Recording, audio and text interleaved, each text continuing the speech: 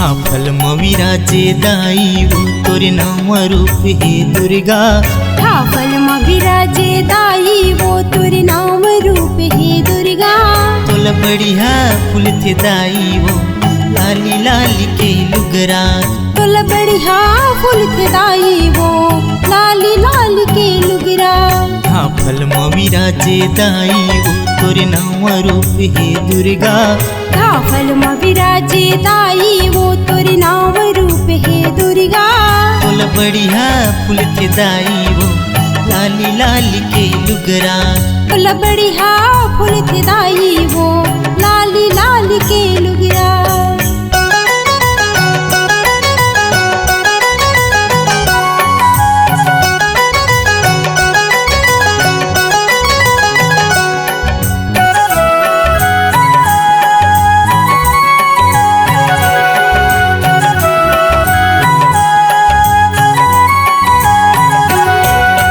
पहली रूप तोर शैल पुत्री है, दूसरा रूप ब्रह्मचारिणी। दूसरा रूप ब्रह्मचारिणी वो दाई, दूसरा रूप ब्रह्मचारिणी। दूसरा रूप ब्रह्मचारिणी वो दाई, दूसरा रूप ब्रह्मचारिणी।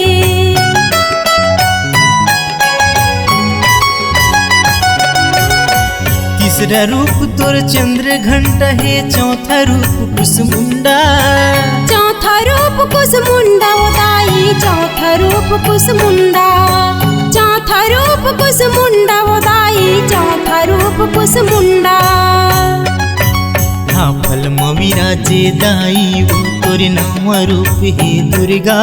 धाफल विराजे दाई वो तोरे नाम रूप हे दुर्गा। तोला बढ़िया फूल थे दाई वो लाली लाली के लुगरा। तोला बढ़िया फूल थे दाई वो लाली लाली के लुगरा।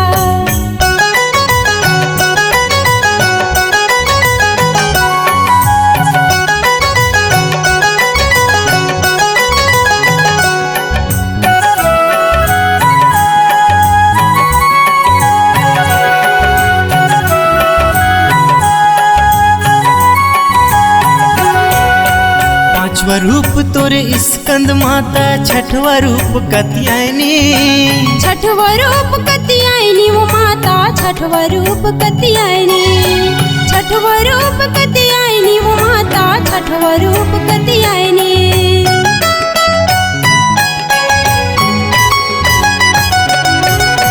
सातवा रूप तोर काल रात्रि है, आठवा रूप महागौरी।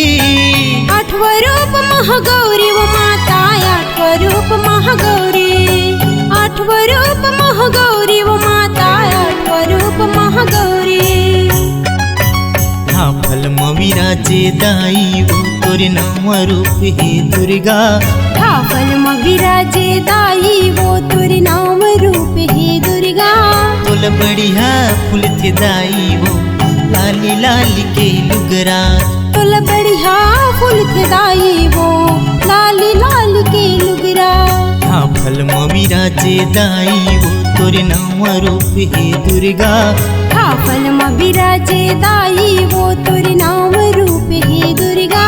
तोला बढ़िया फूल थे दाई वो लाली लाली के लुगरा। तोला बढ़िया फूल थे दाई वो लाली लाली के लुगरा।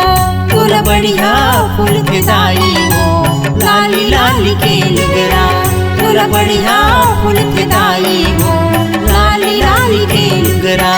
तोला बढ़िया फूल थे दाई वो लाली लाली के लुगरा। तोला बढ़िया फूल थे दाई वो